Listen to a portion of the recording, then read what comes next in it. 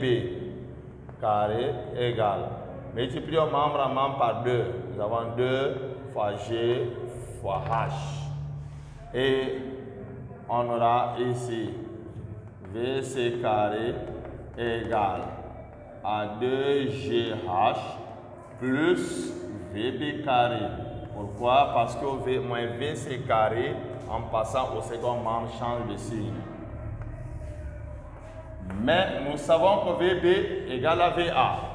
Notre problème, c'est de chercher H. Nous allons repartir sur le chemin. L'altitude du point C. Je fais une projection sur la verticale.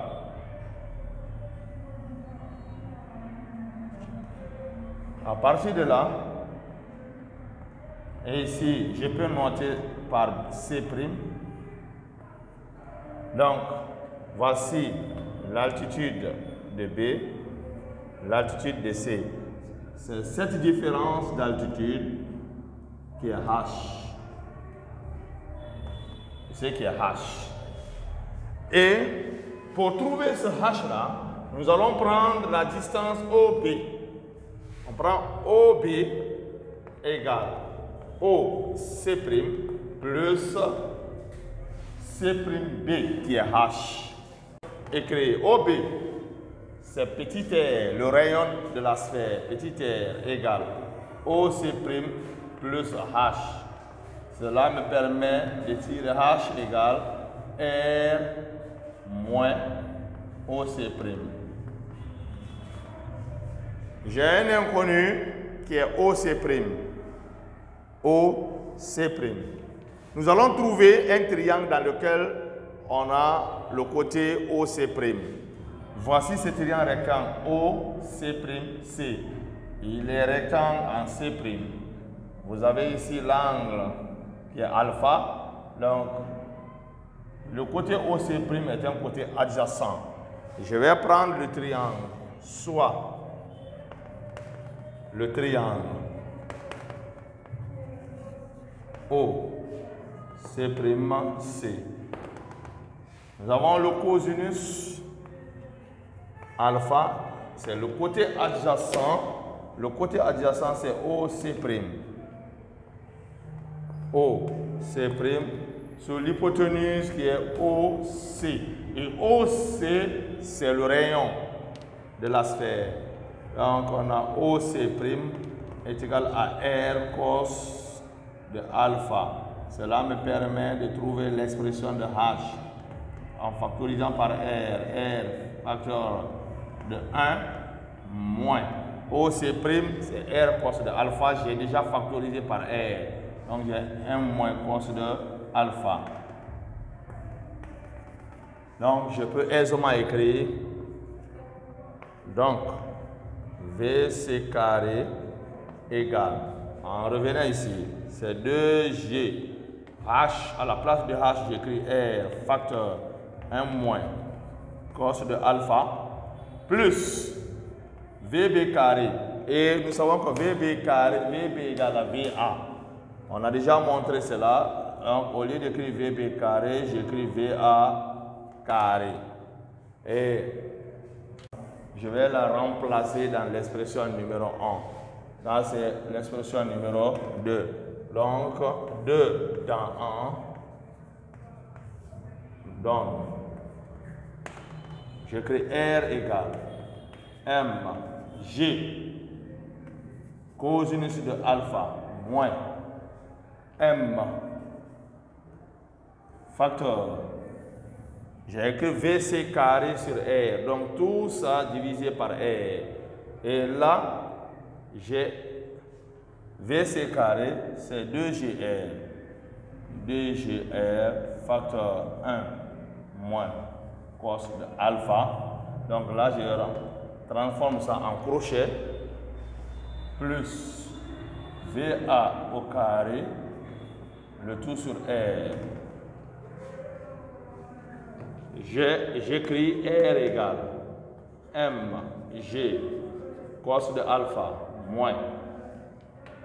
Et ici, m facteur. Donc, et là, le R et le R se simplifient. On a 2G facteur M moins cos de alpha plus, et là, on a VA au carré sur R. Je développe R égale mg cos de alpha moins 2mg. 2mg fois 1, ça fait 2mg. Moins et moins, ça fait plus. Plus 2mg cos de alpha. Moins et plus donne moins. Donc, moins m VA carré sur R. mg cos alpha plus 2mg cos alpha égale 3mg cos alpha moins 2mg moins m fois VA carré sur R.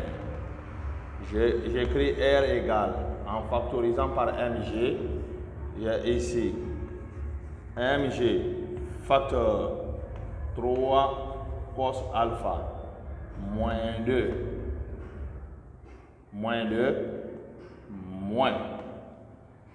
et là m est déjà là, je peux écrire VA carré sur GR.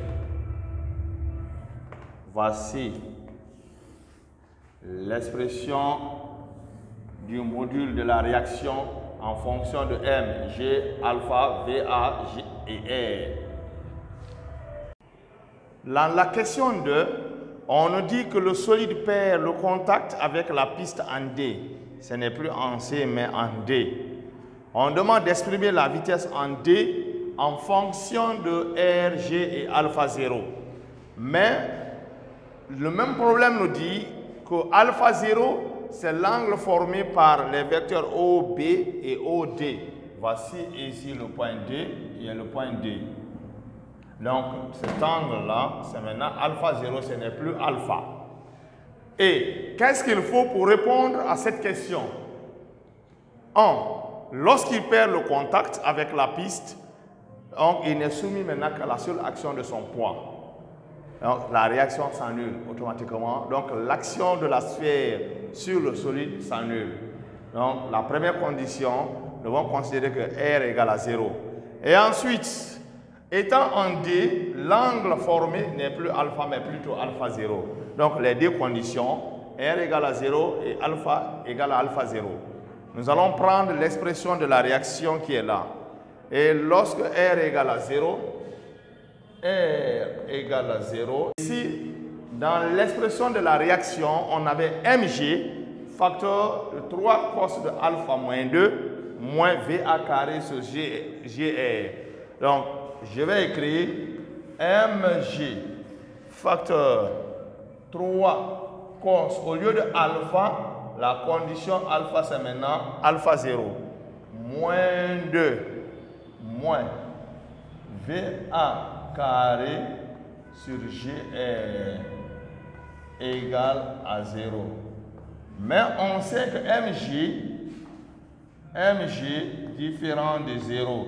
Cela nous amène à écrire 3 cos de alpha 0 moins 2 moins VA carré sur GR, ceci égale à 0. Donc dans cette condition, regardons ici la question qui est posée, il n'y a pas VA. Cela veut dire qu'on doit éliminer VA dans cette partie. À quoi est égal à VA? Cela nous permet d'écrire VA carré égale 3 cos de alpha 0 moins 2. Donc, à quoi est égal à VA carré? VA carré égale GR facteur 3 cos alpha 0 moins 2. Je retiens ça. Ah, c'est l'expression de VA carré. Or, la vitesse en C, nous savons son expression. Donc, la vitesse en C, nous connaissons son expression. Il suffit simplement de prendre la même expression en D, mais en remplaçant alpha par alpha 0. Et quelle est l'expression de VC? Regardez ici l'expression de VC. Facteur de 1 moins cos alpha plus VA carré. Il suffit de remplacer VC par VD et VA carré par l'expression que nous venons de trouver. Donc, égale 2GR facteur 1 moins cosinus, désormais c'est alpha 0, plus VA carré. Je remplace VA carré. VD carré égale 2GR. Je vais développer en même temps fois 1. Ça fait 2GR moins 2GR en cosinus de alpha 0 plus VA carré. Voici VA carré, je développe. J'ai 3GR. 3GR cos de alpha 0 moins 2 fois GR, ça fait moins 2GR. Donc, je vais faire la somme des deux. On a VD carré égale 3GR cos alpha 0 moins 2GR cos alpha 0 me donne GR cos alpha 0. En factorisant par GR cos alpha 0, on aura 3 moins 2, c'est ce qui donne 1 sous-entendu ici. Maintenant, 2GR moins 2GR s'annule. Donc, et cela nous permet d'écrire simplement VD égale à la racine carrée de GR cos de alpha 0. Voici l'expression de la vitesse en G en fonction de GR et alpha 0. La troisième partie de ce problème, on dit que le solide perd le contact avec la sphère en D. Donc s'il perd le contact, donc il n'est soumis maintenant qu'à la seule action de son poids. On demande d'établir l'équation de sa trajectoire. Et pour cela, on applique le théorème du centre d'inertie. La seule action, c'est le poids. Donc il n'est soumis qu'à la seule action de son poids. Donc la somme vectorielle des forces extérieures se résume au poids qui est égal à MA. Et P, le vecteur P, c'est MG égale MA. En simplifiant par M et M, on retrouve A égale à G. Mais regardez, dans ce même problème, on nous dit dans le repère DIJ. Donc, c'est-à-dire l'origine du repère considéré, c'est le point D. L'axe vertical, l'axe OY est vertical mais descendant. On nous dit qu'il est descendant, cela veut dire quoi? Le vecteur J est vertical descendant dirigé vers le bas. Nous avons respecté les instructions du problème. Et le vecteur est unitaire associé à l'axe horizontal OX. Donc, voici la représentation qui a été faite ici. Et le vecteur G, nous pouvons écrire déjà que A est égal.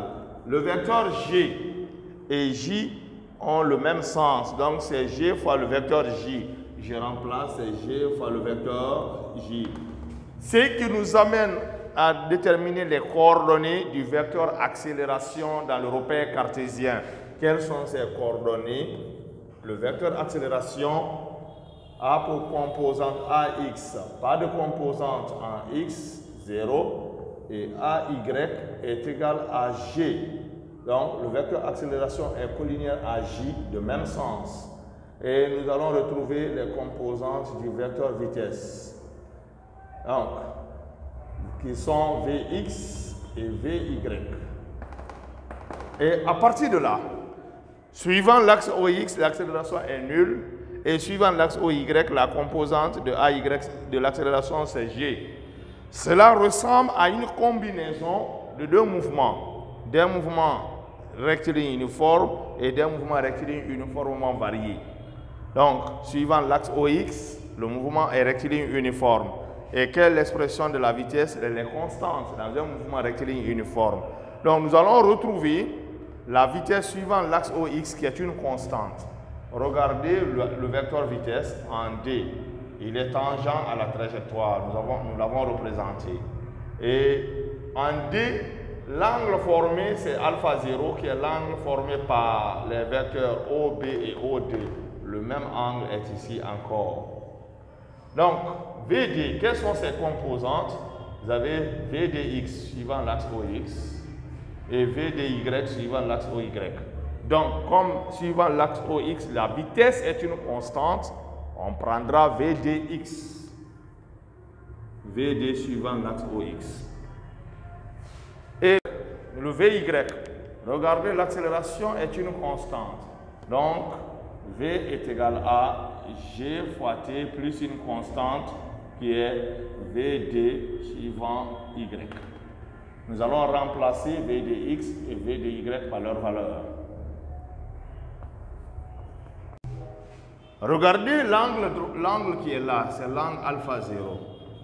Et voici le triangle qui est formé par les vecteurs VDX et VD. Donc VDX représente un côté adjacent et VD l'hypoténuse. Donc on prendra la fonction cosinus. Donc on aura VDX est égal à VD cosinus de alpha 0 et VDY égale VD sinus alpha 0. Je les remplace ici. J'aurai VD cosinus de alpha 0 et là j'ai GT plus VD sinus de alpha 0. À partir de là, je peux trouver les équations horaires. X égale. Donc, déjà, suivant l'axe OX, le mouvement est uniforme. J'ai VD cos de alpha 0 qui est VDX. Je multiplie par T. C'est VT. Plus X0 égale à 0 parce que là, à l'instant initial, le mobile se trouve au point D. C'est-à-dire le solide se trouve en D qui est nul. Et Y égale, en cherchant à intégrer, aussi en cherchant la primitive de GT, par rapport au temps bien sûr, c'est 1 demi de GT carré. Et plus VD sinus alpha 0 fois T. Et là, le point D qui est l'origine du repère, ses coordonnées sont 0 et 0. Et à l'instant initial, le solide est en D, de coordonnées 0, 0. Donc X0 égale à 0, Y0 égale à 0. Voici les équations star et double star. Quand je prends cette équation, c'est dans 2. Donc, je reviens égal X sur V0 cos alpha 0.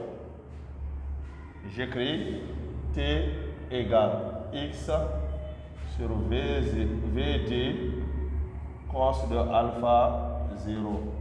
Remplaçons dans double star. Quand nous remplaçons cela ici, on retrouve Y égale 1 demi de G. Au lieu de T carré, je lève ça au carré. Quand je le lève au carré, j'ai X carré sur VD carré cos carré de alpha 0 plus VD sinus alpha 0 VD sinus alpha 0. Je multiplie par T. Et T c'est X sur VD cos alpha 0. Je peux simplifier VD et VD ici. J'obtiens finalement Y sur 2 fois VD, 2VD carré, cosinus carré de alpha 0, le tout fois X au carré, plus X sinus alpha 0 sur cos alpha 0, ça me fait la tangente de alpha 0. Voici l'équation de la trajectoire. Étant une fonction du second degré, on dit que la trajectoire est une parabole. Et comme les valeurs de alpha 0, de G et de VD sont données, nous allons procéder ici, c'est-à-dire que nous allons passer à l'application numérique. Alors, comme vous le voyez ici, vous avez l'équation de la trajectoire, c'est une parabole, car c'est une fonction du second degré. Il faut calculer VD, et avant, on avait exprimé VD en fonction de G, R et alpha 0. Donc, nous allons calculer. G, c'est 10 mètres par seconde carré, R, 0,5 mètres, alpha, c'est 30 degrés, le cosinus, c'est racine de 3 sur 2, qui donne ça. Et tout calcul fait, vous avez la valeur de VD. Nous allons remplacer ici. G, c'est 10. 2. VD carré, 4,33. Cos de alpha, c'est racine de 3 sur 2 au carré, ça fait 3 quarts. X, tangente de 30 degrés, c'est racine de 3 sur 3. Et là, on peut faire ce calcul. 10 divisé par 2, ça nous donne 5 au numérateur. 5 fois 4, ça fait 20. On aura 20 sur 3 fois 4,33. 3 fois 3, 9. 3 fois 3, 9. 12,99. À peu près 13. Fois x au carré. Plus racine de 3, c'est 1,732 sur 3 fois x.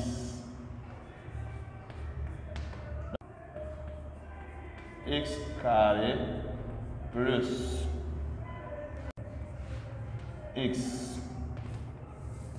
Voici l'équation de la trajectoire. La trajectoire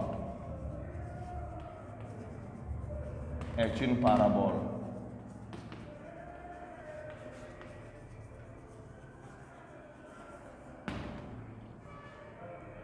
Et, chers amis, voici l'équation de la trajectoire qui est celle d'une parabole. Et là, la concavité est dirigée vers le bas. Donc, ici, soit on peut considérer même que c'est 0,58 parce qu'après 7, il y a le 8. Et là, j'ai une question que je vais vous poser. Je vais vous amener à une recherche. C'est de déterminer la distance EI. Car lorsqu'il perd le contact avec la sphère en D, il tombe sur le sol en I. Donc, le point d'impact étant le point I. Donc, je vous demande de déterminer la distance EI. Pour cela, vous avez besoin de déterminer les coordonnées du point I dans le repère DIJ. Vous avez besoin de déterminer ces coordonnées. Donc, I étant c'est-à-dire que I appartenant à la trajectoire, donc ces coordonnées doivent vérifier l'équation de cette trajectoire. Vous avez besoin de déterminer les coordonnées de I. En fonction de cela, vous pouvez déterminer la distance EI. Mais je vous informe que les coordonnées, c'est-à-dire l'abscisse du point I n'est pas la distance EI. Donc, vous devez maintenant travailler soigneusement avec la tête pour pouvoir déterminer cette distance EI. Merci. Soyez bénis au nom de Jésus.